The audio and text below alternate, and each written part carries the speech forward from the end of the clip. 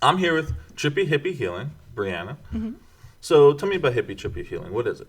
So essentially, it's just a one-stop shop where you can come and heal the mind, soul, and body. We focus a lot on like mental health. I have a psychiatric background as well, so I wanted to find like holistic methods to help people heal and move forward. So we offer Reiki, integrated healing, somatics, sound healing. Pretty much everything you can kind of think of in just a nutshell. We also have an apothecary as well. What is an apothecary?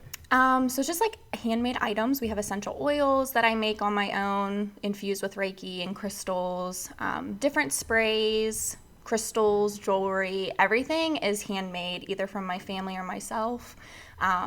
Yeah, so it's really nice. That's really cool. So you offer a lot of different services. Are they for different types of healing for each individual, or is it just one person's preference? Yeah, it just depends on the person and how deep they're willing to go.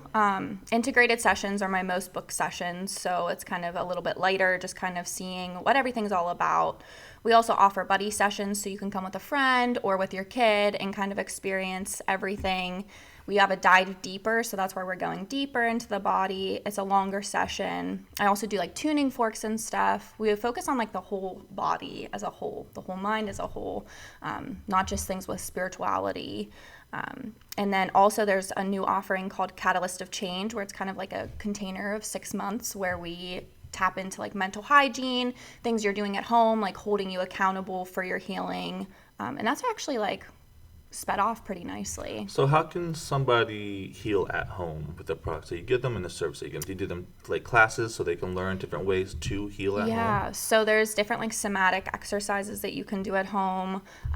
Journaling's great. I also teach like breath work, so that's a great thing too because I feel like as humans we're very much like Yeah. so to get someone to take those full deep inhales and exhales and also to move the body, I think just giving permission for people to move in general is something that I find super helpful even in like all of my workshops. But also like finding things that work for you. Everybody's so different. So some people love to be out in nature and they feel connected and they feel great and grounded. Other people would rather like stay at home and maybe they need to find like a little nook for themselves where they can practice meditation. If meditation doesn't work for you, then maybe movement's what's for you. I try to keep my toolbox like full of so many different things to help an array of different people. So what is movements? Just moving around, just being active, like going hiking and hiking trails and stuff like Yeah, that? that works for people too. There's also like different breathwork exercises where you're moving your body while you're inhaling and exhaling, dropping it, or just like tuning into the body, like stretching and finding ways and things that feel good for you. So like trusting yourself, which is like super important because I feel like as humans we kind of lack that inner knowing sometimes. So getting someone a space that's safe and being like, okay, just like move your body, do what feels good for you.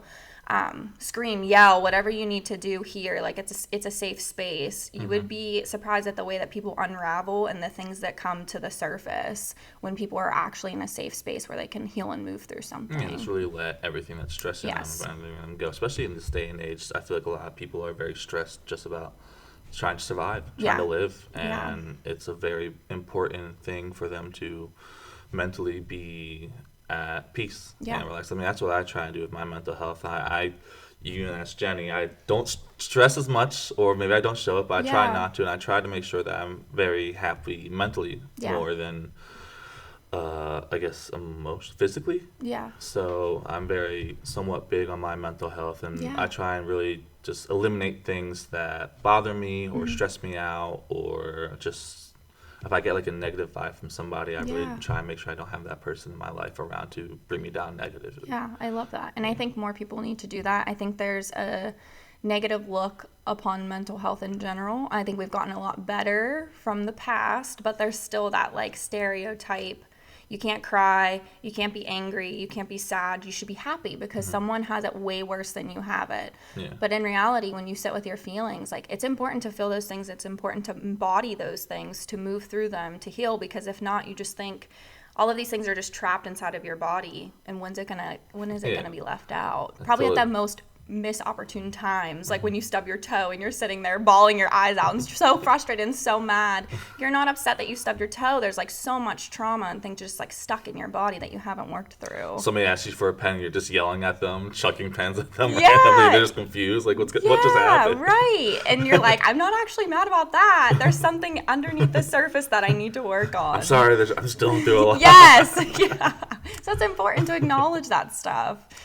I need to work on the crying aspect. I only cry during movies and sports, and I can't make You were probably told as a kid you couldn't cry, so now you're just like, it's not normal for me. Yeah, definitely. Talk about my emotions, my feelings, and things I stress out. Yeah. Something I also need to like reflect on and work on, because I do tend to be uncomfortable when it comes to expressing those types of feelings and anxiety and stuff like that. Yeah.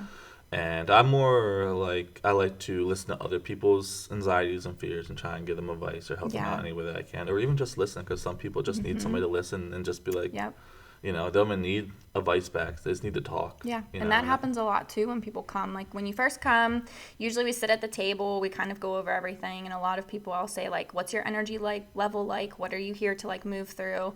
And we have like a conversation. I love that I have that psych background to be able to active listen, to talk with people, ask those open-ended questions so they can move through something before we even get into like the body work stuff. So it's just a very nice combination of everything. So how did you get into this? What made you really want to focus your career and your life goals on trying to work on people's mental health, the body? I had a lot of trauma growing up, a lot of issues, and I went to many therapists. In 2018, I was like having my daughter. I went to go get Reiki done. And I just laid on the table that day and cried for like the entire hour, just moving through different pieces of my life.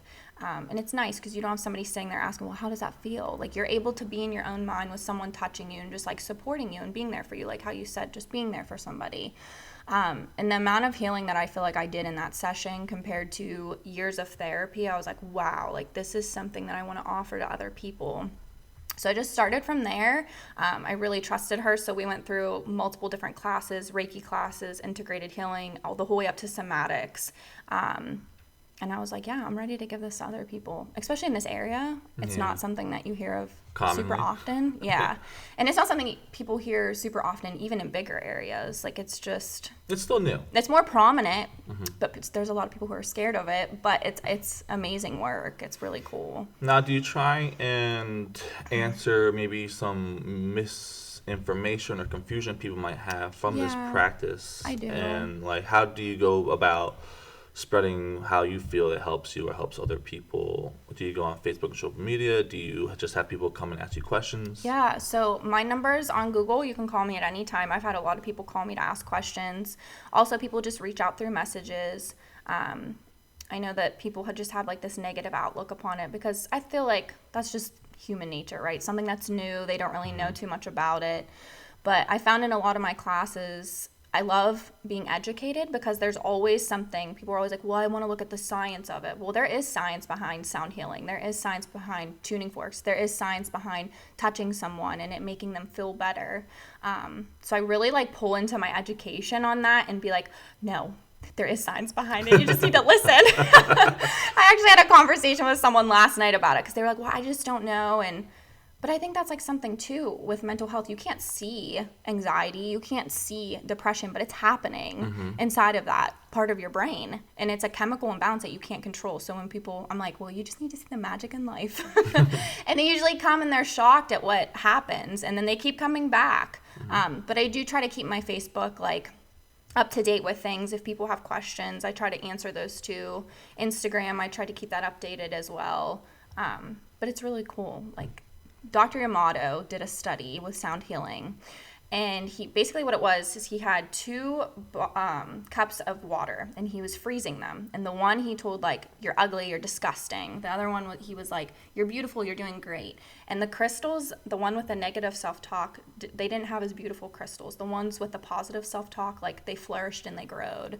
So it's really cool to hear that stuff and be like, okay, yeah, like this stuff actually works. Yeah, I remember reading a report about plants. Somebody did that with plants. Yeah. And the one plant grew up, it didn't grow that much and like died over time. The other one like kind of flourished and became a beautiful plant.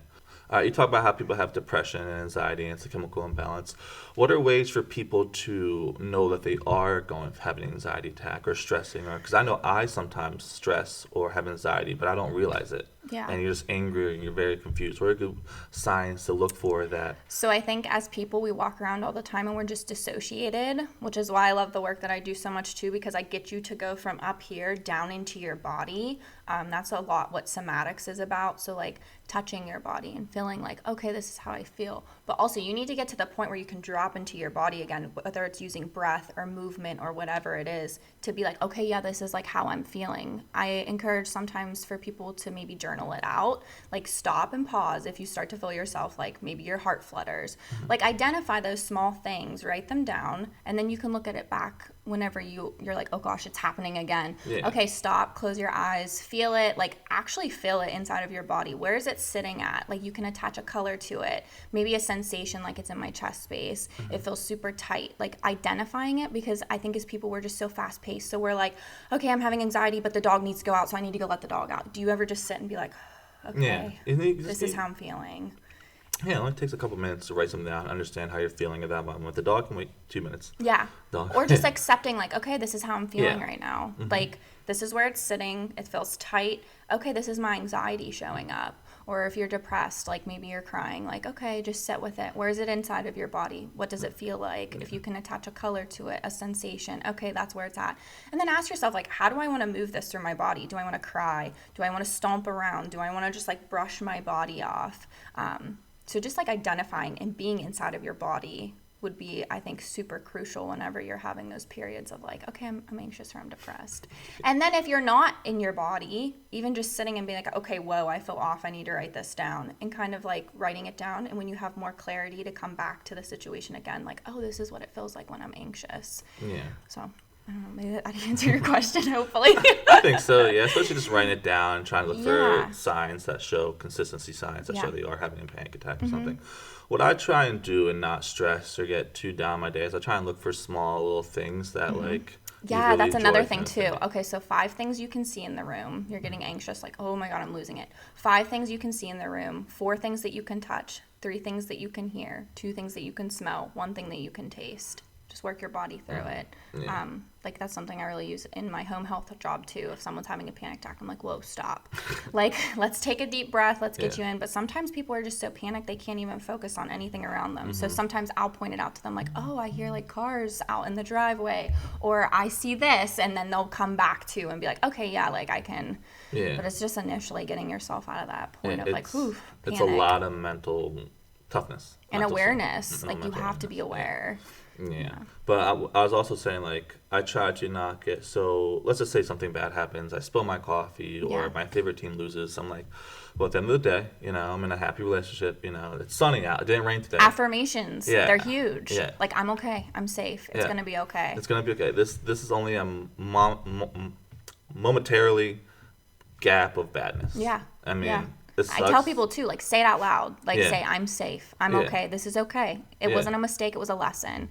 Like, if you're saying it, you're going to trick your brain into being like, okay, I'm fine. Yeah, it's okay. I got $5 today, you know? Yeah. It's little things. Yes. Little things that you notice that are positive can go Expressing very long gratitude, way. too, is huge. Yeah. So how did you get into nursing, and has nursing got you, I know you said that you went through a lot of trauma, you went through classes yourself, but did the background of nursing help you also transition into this type of healing and everything? How long did it take you to get your Reiki certification? I think you said. So I started out, I went to nursing school right out of high school. I just kind of went into it just knowing that I wanted to help people. We did a lot of clinical rounds, one of them being the psych unit. And when I was up there, I just was like, wow, this is so different, like, than your typical nursing. Like, I don't like to do the touch and go. Like, okay, I fixed your wound, bye. Yeah. This was like, you really got deep with people. You got to talk to them about their problems. And you could watch them go from, like, anxiety, depression, out of control to, like, oh, like, they can go home now. And you could see the difference within just, like, a couple of days of how that was changing. And I was like, this is what I want to do. I was between that and palliative care, but something was like, okay, Bri, psych nursing, that's your thing. And I was really good with talking with people, and I love to hear people's stories, kind of like how you said, being there, supporting them, and just listening. So then I went from that. I was nursing for probably about, at the time, like 3-ish years. That's when I found the Reiki. So I had my first personal session, and then she was like, you're really intuitive. Like, you would do great at this. I'm like, oh, okay. So then I go for my first class. I would say it took maybe a span of like a year to 2 years to get all my Reiki certifications. And I just kept diving into different courses that she had. So like the integrated healing, I dived into that. And at first I was really, really nervous to even like take anybody, because I was like, I can't do this stuff. Like, there's no way. Because when you look at things from like a logical mindset, so that was where I was at in nursing all the time. Like, there's a logical thing to this. But then watching her even like help heal me, I'm like, wow, this stuff is amazing. Like, behind the breath work, behind the integrated healing, and like crystals. I know people are like, oh, they're just rocks, but there is like a vibration to rocks. So that was really cool, like learning about all of that. And I was like, wow, this just makes sense. This feels right.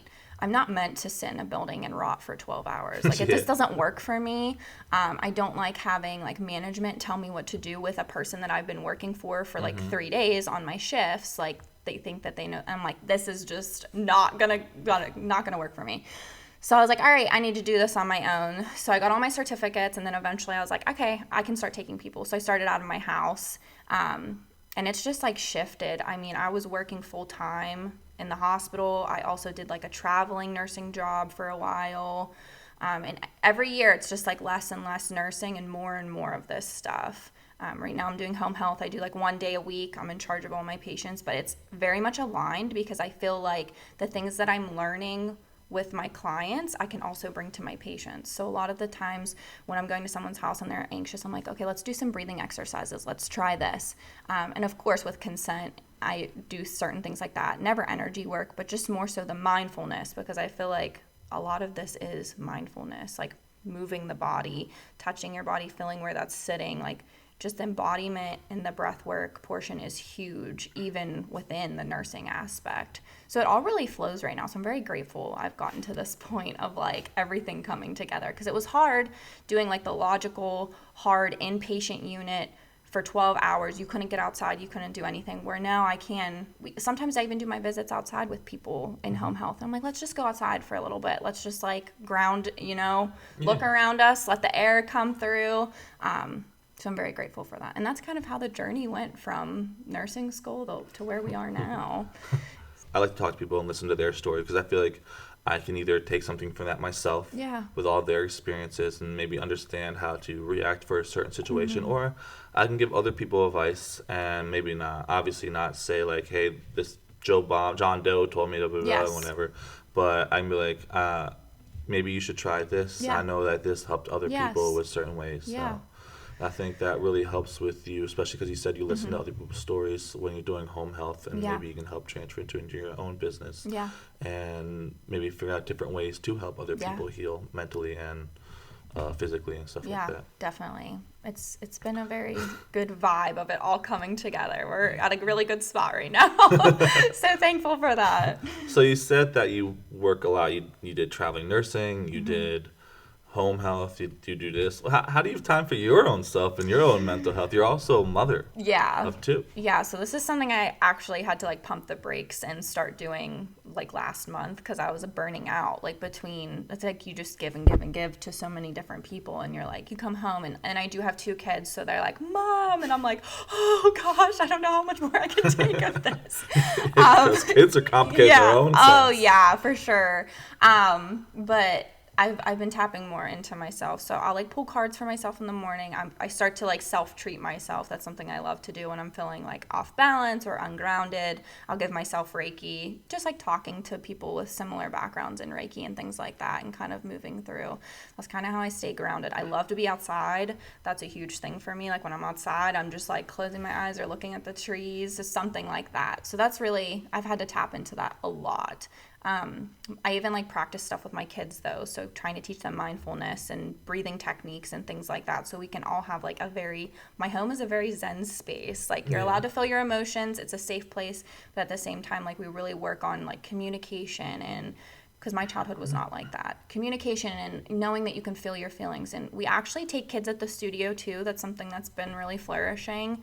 We have like little and me groups and teaching the little ones mindfulness, and also the moms, because a lot of people didn't grow up like that. Like it was just a very chaotic, traumatic upbringing, and then you're dropped into, okay, I'm by myself, what do I do? Or you're raising your kids and they're triggering you with certain things that maybe you did growing up, and you're like, oh my God, why is this happening? So it's like, take a breath, take it in. Different like breathing exercises. A lot of the moms who brought their kids, they're like, they do the bee breathing all the time when they're mad. So just like finding ways and educational tips and tools to move forward to be like mindful about situations. So that's been super helpful too. So have you tried to, not to get too personal, but have you tried to raise your kids differently than maybe how you grew up in your household? And I don't know if you have any brothers or sisters, but how they grew up too. Oh yeah, 100%.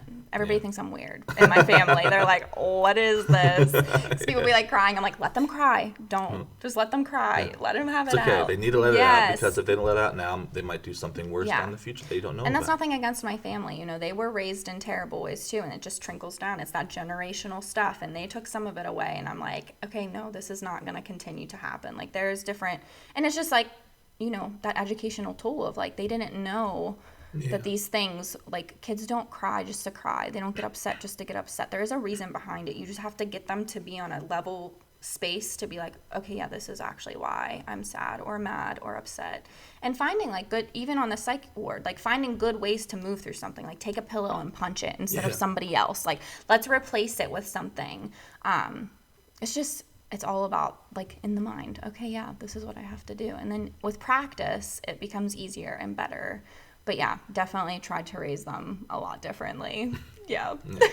For me, I just yell a lot. Yeah. Sometimes it scares Jenny, but I yell out. Like, I just watch sports and I just get really invested. Like, this is how I'm letting out my anger, is me just yelling at my team losing. Yeah. And it might be scary, but it's not like I'm upset or angry. I'm just letting out frustration. Yeah. And stuff like that. Whatever helps you just get that aggression out in a maybe not so negative way. I mean, everybody might be a little bit negative depending on the person. Maybe they'll see it as aggression, but it's like, this is just how I'm letting my feelings and anger out without affecting somebody else. People call it like a sacred temper tantrum, like taking up a pillow and, you know, inhale, and on the exhale just throw the pillow down, like just finding ways.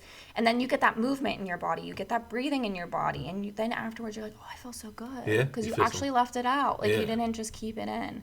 So yeah, I love that. I think that feelings, they're there for a reason. Anger's looked at as like bad. Sadness is looked at as bad, but there's a reason behind it. Yeah, I mean, when I feel like I have to cry, to make myself cry, just look up little movie clips that make me cry. Or just watch any dog movie ever, and I'll just start tearing. Yeah, let that emotion out. Like, emotions serve a purpose. Everything serves a purpose. So once you get better at, like, I don't know how you grew up, but like crying was not acceptable in my family. Like, you did not cry. So for a while, it took me, I would say, like years to be able to be like, okay, I actually can cry. Now I cry all the time. So it's like, okay. But it's just pent up. Like, it's so pent up. And I think when I started my healing journey, that was pretty much all I did for like the first year, was just cry or get angry or upset. But then you just meet your emotions with like grace, and you're like, all right, let's just move through it today. So that way you can have better days. Yeah, and I'm sure you did that because you were penting up so much. You had to even out the balance. So you probably did cry and was angry a lot and stuff like that, because that's just everything that's been penting up from over the years. That now you're at a good Zen state where you let it all out. That you can't evenly just let out your emotions and be very. And I have the tools and the tricks now. So if I get super angry, and the support. And I feel myself freaking out, I'm like, all right, stop. Like, I need to stop. I need to either breathe, or I need to write this down, or I need to go outside and just like stomp it into the ground. I need to figure out something. And once you become more in tune with your body, you start to realize those triggers and those things. Like, someone might be able to look at you and be like, okay, yeah, I can tell you're anxious. You're like twiddling with your thumbs. This is what's going on. But for you, your body is so attuned to it that you're just like, you don't notice it. It's just second nature. Surprisingly enough, the people that got me really into the mental health and stuff like that is actually sports figures, like Kobe Bryant, Phil Jackson was very big into mental health. Russell Wilson, he gets clowned for it, but it does help. A lot of sports athletes now really focus on their mental health and being emotionally strong and self-aware and stuff like that. That it helps me really take a second look at my mental health and why I might react a certain way and everything like that. Yeah, I love that it's getting more accepted. More people are talking about it. More people are like open about it. That's how we're gonna help people move through things and heal through them. I'm happy that this practice of mental health is finally starting to grow in the male community, because I know, especially even like sports athletes, because there's a quarterback that got drafted by the Bears right now called Caleb Caleb Williams, and he paints his nails and he works on mental health and things that a lot of the older generation male might not consider appropriate. But a lot of the younger ones are like, well, he's just being him. He's not confining to these constraints that a male needs to confine to. He's happy. I mean, at the end of the day, he's happy. He's living his life freely. Right. He's not harming nobody. He's just expressing himself in a different way. And I'm happy that there's a lot that mentality is entering such a atmosphere that is used to be a toxic male atmosphere, and that they are allowing these people to expressly free themselves and work on their mental health, and it's not seen as such a negative. I mean, there's a bunch of athletes in the Olympics that are like doing anime poses, and back in the day that used to be like a no-go and everything. So people are not ashamed to be who they are as much anymore on that stage. Yeah, and with like there are male clients who come to me. Some of them don't want to be like noticed or recognized, but it's nice to have that. You know, they just come, let it out, whatever they need. Some of them cry, some of them like scream, get mad, whatever it needs to be. And then they can leave feeling fresher. And it's like an unbiased person. I don't know anything about your life, anything you're telling me. Just let it out. I'll listen to you. I'll give you some advice. And then you can leave feeling a little bit better. So I love that is happening, because then it opens the door for more men to find healing moving forward. Because especially with little boys, it's like, you don't cry. You don't cry. Stop, you know? I think it's more so with little boys than it is with little girls, because it's like just that. I feel like that's the reason why the male maybe toxicity is so up, especially back then, because they weren't able to understand or release their emotions, especially from a young age, that they just see it as, I gotta be this big strong person and be the stone wall. Well, sometimes you do, but you also need to be able to release and then maybe open up more, and it just takes away a little bit from the. I mean, I'm not a doctor, so I'm just saying from my personal. I'm not either. I'm just saying from my personal experiences. This is not a doctor. Like, I didn't do test series. This is a theoretical from my head and from what I've seen, that maybe it should deter the toxic male around here, and men should be more open to learning about their mental health and their bodies. At the end of the day, we're all just people trying to figure out our way in life. So I don't know. I love that it's become more acceptable. I do try to bring a lot of men in, because I feel like, where do they have to go to kind of move through things? A lot of men don't like to go to therapy.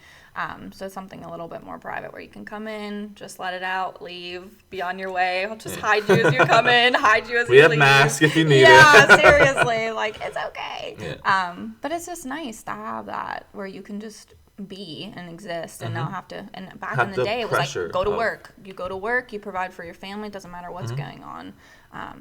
Yeah, that's what irritates me about society, is the society pressure they put on everybody to, especially now, is to have a job, or for females to get married and have kids. And it's like, a lot of females don't want to get married and have kids. And that's still a push that's being pushed on today, that I'm surprised that so many people are upset that females have these job opportunities now, and that they're fighting for these rights. And it's just like, I don't know.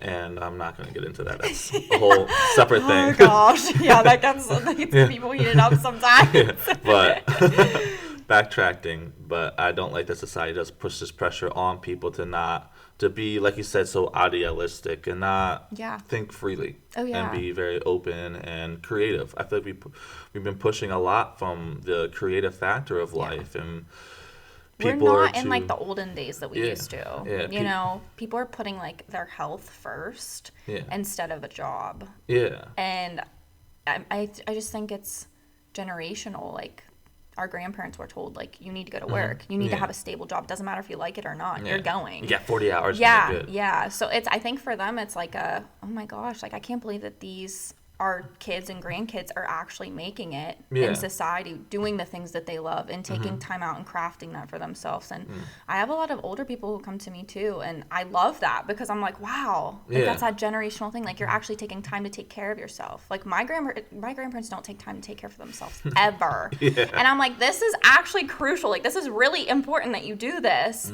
But like, our younger generation is really into that, and I love that, because if you're doing something that you love, you never work a day in your life. Like, they say that all the time. And I mean, I'm sure it does still feel like work at some points, because you maybe have an unhappy client or somebody that's trying to take advantage of your services, but you're still overall, you enjoy going to work every day. It's what you enjoy doing. Yeah, and then you go home and you're happy and you're not like tired or, oh, I can't do this right now mentality. Because I remember when I worked at Chipotle, and I would come home and I would have to die down. I'll take 2 hours where I'm on my phone or just not doing anything because I'm so pent up from working at Chipotle that like I need 2 hours or an hour to really just like regain my mental health. And if you did do a job that you love and you're very open for, you wouldn't have to have maybe such as long as like a cool down from work and everything. Like when we do this podcast, I look forward to doing it. You know, I get up and like, all right, we have everything. I mean, it's stressful. It's stressful before because, all right, do we have this? Do we have that? Check. Like obviously it's still stressful, but then once you do it and once we start editing and stuff, it's like I've really enjoyed this. I would want to do this my whole life. And like I'm sure with you, I'm sure you had some unsatisfactory clients, but most of the time, like you get home and you're happy and you want to help your kids. Knock on wood, that hasn't happened. Sorry, my bad. Not to put that in here. But I just try to call in the best of the best. Like whoever's meant to come my way, come my way. There has been some weird situations, I'll say that, but it ends up working at the end of the day. But like with the psych stuff, there are some people who are like, they can be difficult, but okay, look, I'll go like that. I'm sure when you were nursing and with the psych stuff that, like you said, they were difficult, so maybe you didn't come home the happiest. No. But now, when you're doing this, you are coming home more happy. Yeah. Maybe not stressed. Yeah. Maybe not like, oh, my boss, John Doe, really laid on me for no reason. Yes. There's some people who are just meant to be in control of their own stuff, and that's how I feel. Like, I want to be my own boss. I want to do my own things. Like, I feel like I've taken a long time to learn everything that I've learned. Not that I'm amazing, not that I'm great. I mean, it's still a journey. It's still a work in progress. But it was very hard working in an inpatient unit, and there was a lot of very violent people up there, so that was very scary. Yeah. And look at you. I mean, you're doing all this stuff, and yet do you feel overstressed? Do you feel overworked? Definitely not as bad as I was there. Yeah. No. Yeah. But it's also like you've learned so much self-care for yourself that you're able to be like, and boundaries, that's huge too. So like saying no. If I'm asked to pick up extra work and I can't, like, no, I can't, I'm sorry. And people are afraid to say no nowadays, especially for work. Like, oh, well, what if I don't get promoted or they get upset? I'm sorry, but the likelihood you're not going to get promoted anyway. Yeah. And because corporations like to take advantage of people. Yeah. Boundaries are huge in life. Boundaries are very with big. Everything. Yeah. Your family, your relationships, your jobs, all. Yeah, so important. Don't ever put your work, unless it's your own work and something you really enjoy doing, over your mental health, your family, and stuff like that. Oh, yeah. Yeah, you definitely need your break, and some corporations just don't understand that. Yeah. So it's sad. So what are some of your favorite ways for you to relax, and what do you do at home? What is your own best practice that you think you recommend? So everybody's different. Yeah, everybody's different. But for me personally, I really like to just like put my phone away because I feel like that is a really stressful thing. I think that's why a lot of us are struggling with anxiety and depression the way we are now is because of our phones. So I try to set that aside. Just go outside with my kids. We have like crystal sound bowls at home that are a little bit more hard, so they're not going to break. So we'll like play those. We'll like just spend time together, color, do a lot of mindfulness, dancing and moving, like making fun out of the day. It's really about like finding the magic in life. So like, and intentions. So intentions like setting a goal. So like in the morning, like stirring an intention into my coffee. Like today I'm going to have a good day. There's affirmations that pull through too. Like I'm going to have a good day. If I feel myself starting to slip, like, okay, it's okay. Like I can still choose to have a good day. Let me just feel this feeling for a minute and move through it. Getting outside is huge. I would say that's like my biggest thing is being outside. How do you do in the winter time? That's rough. That's a really rough time. I hate the winter. What are you doing in Johnstown? I know. But I have a lot of plants in my house. So usually I have like a space that's just meant for me. So that's where I'll go to kind of move through things, or if I need to breathe or meditate or whatever I need to do. I really like yoga too. Yeah. Just anything where I can move my body and release it. Because if I am sitting still, like I have a difficult time just meditating because my brain is like, okay, you need to do this, this, this, this, and this. So if I can move it out first and kind of tucker myself out, then I can be like, oh, okay, like I feel better. Yeah. But I think just like that mindfulness of, okay, I'm going to stir an affirmation. And in putting yourself first, like that's huge too. Like you can't pour from an empty cup. And that's something that I started to learn recently. Like I need to take care of myself so that way I can take care of everything else. It's gotten really good where I can tell my kids, like, I need 5 minutes. Just 5 minutes to myself. get them whatever they need, whatever snacks, whatever drinks. They go do their thing, and I take 5 minutes for me. Make sure they're safe. You know, safe space. Yeah. They do their thing, I do my thing. Or I'll be like, hey, I need to do some yoga. Do you guys want to do it with me? And we do it together. Like, anything like that where you can just like implement practices with them, or just let them know, hey. And then in life, they'll start to see like, oh, mom took 5 minutes for herself. I can take 5 minutes for myself too when I need it. So yeah, I don't know. I feel like I go off onto a tangent whenever you ask me questions. No, that's what it's for. That's what the podcast is for. I'm just here to guide you to. Yeah, but I definitely like getting outside, getting grounded into this, like the literal earth. Or I have plants at home, so like looking at those and be like, oh, they're so nice and green when it's snowy out. I'm like, oh, I love it. Trying to imagine myself in the sun. The light on a dark day, you know. The plants are surviving. Absolutely, okay, yes. Or just like giving myself Reiki, or doing like a somatic practice to kind of move to connect. I'm a good dissociator, so like I will just keep going throughout the day until I literally lose my mind. So being like, oh, okay, like sometimes there's like grabbing myself, like, okay, I'm here. Like this is what's going on. This is how I feel. Somatics has been extremely helpful in my journey, so I love that. Yeah, I understand. That's some things that I need to work on. We have plants.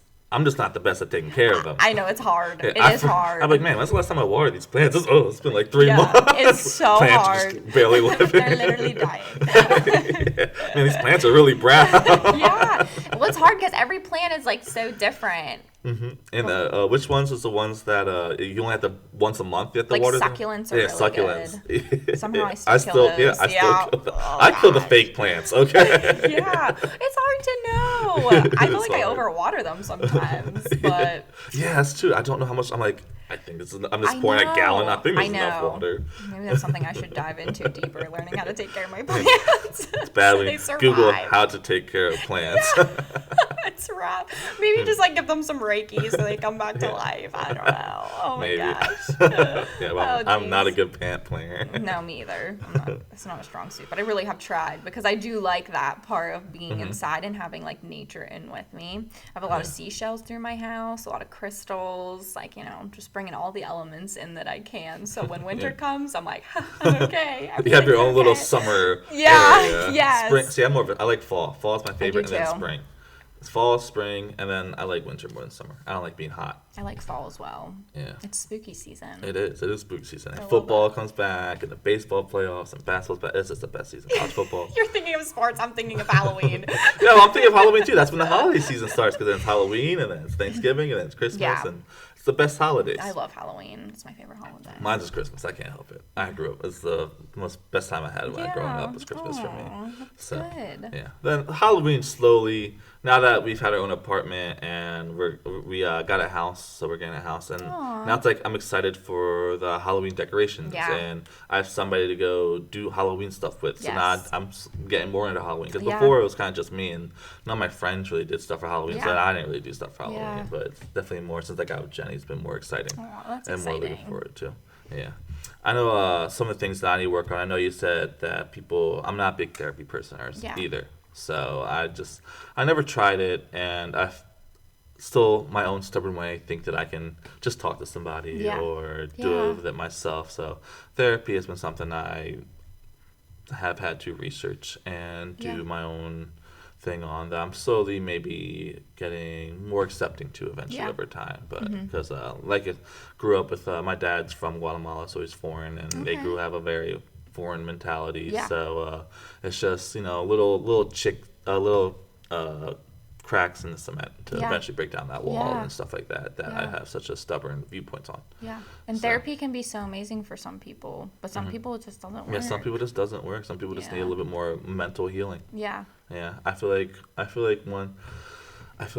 if you work on yourself and you get very good in a good place mentally, the way you aren't stressing or having too much anxiety, that you're able to rationally handle things a lot better. In my case, I under handle things a lot better, where I'm late a lot and I'm like, it's all right. I'm not gonna stress. Some people need just support too, just somebody to listen. Like, I love to do that with my clients too. Like, I'm just here to listen, to support you, because they don't have anybody. Yeah, especially if they grow up in a very toxic household and they don't have nowhere to And a lot of people prioritize their phones. I feel like human connection together is something very rare that happens nowadays. I prioritize my phone a little too much. I get yelled at, in trouble for it. I do that too sometimes. But it's great to escape your life, right? Or then you see things of other people and you're comparing yourself and you're like, oh gosh, this actually was not a good idea.